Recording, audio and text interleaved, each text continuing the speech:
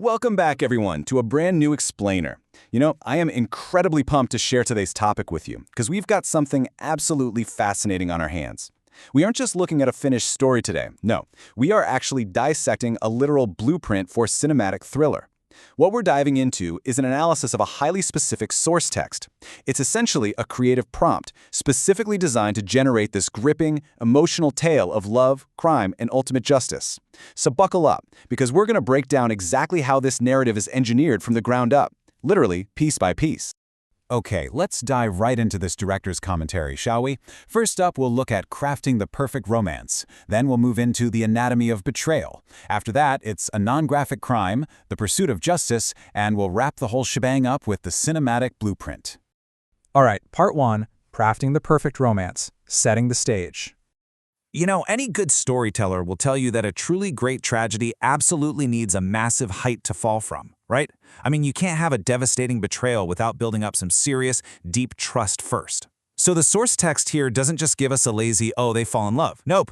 It explicitly instructs the creation of this deeply connected relationship. We're talking walking together in parks, sharing deep dreams, supporting each other, and all of it culminating in this massive, grand, traditional wedding ceremony. By explicitly asking for a married life that's quote-unquote happy and peaceful, the author is doing something really clever. They are purposefully engineering an emotional baseline. It's almost like a trap. You have to completely buy into the absolute perfection of this romance just so the impending doom hurts that much more. Moving right along to part 2, the anatomy of betrayal. Talk about a sharp shift in tone. So this is where the story shifts gears completely, introducing a seriously stark juxtaposition. On one side of the ledger, we've got that happy, peaceful marriage we just talked about. But on the other, well, as the wife becomes emotionally distant, we get this growing tension and secret meetings. And the prompt explicitly demands that we actually see the mechanics of this affair, the hidden phone calls, the subtle signs of a secret relationship. It forces us to watch the husband, who, bless him, still completely loves and trusts his wife, blindly navigating a world where his partner is actively deceiving him. It's just a textbook execution of dramatic irony. It's specifically designed to make you feel deeply sympathetic for the husband, while simultaneously feeling just totally frustrated by the deception. Let's move to the timeline and see exactly how this builds.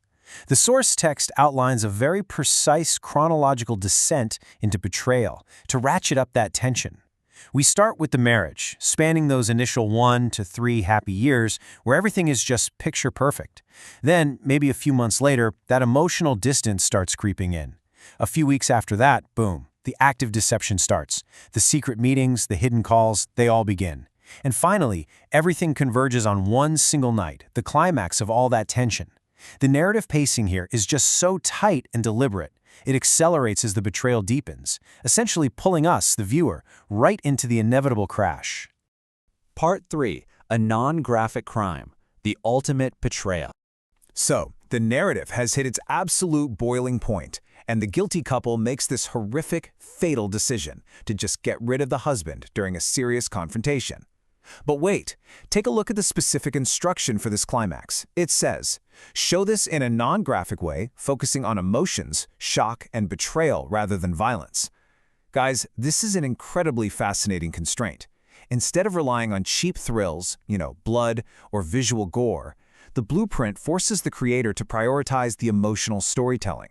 Like, the violent crime definitely happens, yes, but the camera's lens has to stay laser-focused on the human element. We literally need to see the sheer shock in the victim's eyes and feel the heavy weight of that betrayal.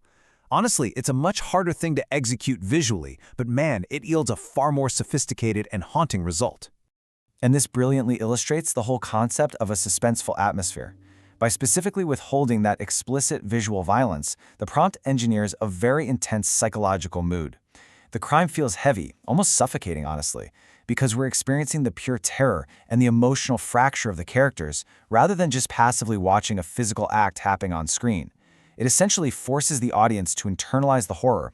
And let me tell you, this focus on psychological tension and emotional weight, that's exactly how you make a thriller truly stick with someone long after it's over. On to part 4, the pursuit of justice. Time to uncover the truth. Okay, so the crime is done, the husband is gone, and the guilty genuinely believe they've pulled it off and escaped. But here's where it gets good. The prompt meticulously dictates the breakdown of their false security through a super clear, 4-step procedural process. First, investigators step in to gather the evidence. Second, police officers rigorously examine those clues. Third, they start questioning the suspects, slowly but surely pulling the net tighter and tighter around them. And finally, the arrests are made, dragging the guilty couple to court to face punishment. You see, the text doesn't want some sudden, unbelievable twist ending. No way. It wants the deep, methodical satisfaction of a thorough, realistic investigation where the truth is painstakingly uncovered step by step by step. Part 5. The Cinematic Blueprint. Let's look at the visual requirements. Shifting gears away from the narrative beats for a second, let's look at the technical side. The prompt demands absolute visual perfection to bring this text to life. I mean, we're talking a rapid-fire list of constraints here. Ultra-realistic visuals, cinematic lighting, stunning 4K quality, deeply detailed facial expressions, and of course, dramatic background music. There are even specific requests in there for smooth camera movements and highly realistic environments. All of these constraints together basically force this highly polished, premium movie trailer-style aesthetic right onto the emotional story we just tracked. It guarantees that you aren't just passively watching a simple story unfold, but you're totally, completely immersed in a high-stakes cinematic event. Literally every shadow and every single musical note is engineered to heighten that drama. And it all culminates with this incredibly powerful, overriding message delivered by an epic movie trailer-style narrator. Betrayal and crime may seem like a shortcut, but truth and justice always find a way. It perfectly wraps up the whole emotional roller coaster with a definitive, satisfying moral stance. The guilty absolutely face their punishment, and we're left with this resounding affirmation that the truth simply cannot be buried, no matter how clever the deception might be. Which brings us to our final thought for today. We've just spent this explainer analyzing how a few carefully chosen paragraphs can totally engineer a complete, emotionally resonant cinematic experience. It truly shows the unbelievable power of structured storytelling and intentional design. So, I'll leave you with this. If truth always finds a way, how will you write your own story? Seriously, think about the narrative blueprints you're following in your own life and the emotional baselines you are setting every day. Thank you so much for hanging out with me for this explainer. Keep learning, keep analyzing, and definitely keep questioning the stories around you.